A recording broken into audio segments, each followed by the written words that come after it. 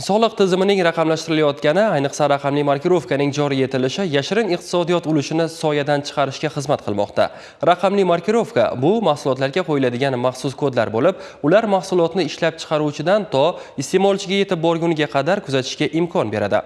Bu tizim iste'molchilarni qalbaki mahsulotlardan himoya qiladi, shuningdek, bozorda shaffoflikni ta'minlaydi va biznesni qo'llab-quvvatlaydi.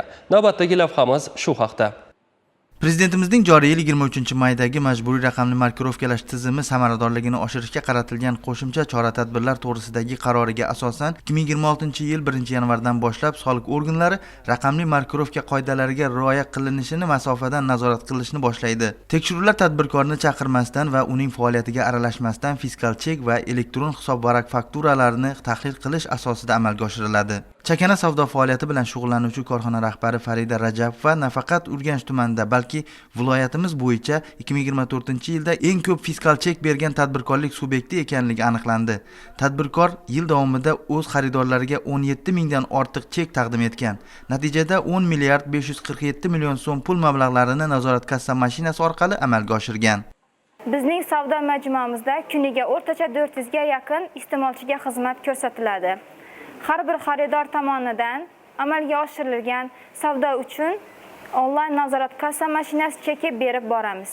Savdo majmuamizda markirovkalangan tovarlarni hisobini yuritish va chakana savdoni amalga oshirishda 2D skaner qurilmasi o'rnatilgan. Ushbu qurilma onlayn nazorat kassa mashinasiga integratsiya qilingan. 2D skaner qurilmasining afzalligi sotilayotgan har bir mahsulot hisobini yuritishda yordam beradi. Sotilayotgan har bir mahsulot nomi bilan soliq organlari bazasida ko'rinib boradi. Markirovka fuqarolar yoki tadbirkorlarga nima beradi degan savol tug'ilishi tabiiy. Gap shundaki, o'z mahsulotiga ishongan tadbirkorlar markirovkadan samarali foydalanadi. Buning natijasida bozor va savdo rastalarida qalbaki mahsulotlar xavfi kamayadi va mahsulotlarga ishonch ortadi. Qolaversa, mahsulotning qaysi bosqichlardan o'tganini kuzatish va uning haqiqiyligini soliq mobil ilovasi orqali tekshirish imkoniyati mavjud. Raqamli markirovka tizimining joriy etilishi yashirin iqtisodiyot ulushini kamaytiradi hamda soliq tushumlarini oshiradi. Shuningdek, kontrafakt mahsulotlarga qarshi kurashishda samarali mexanizm hisoblanadi.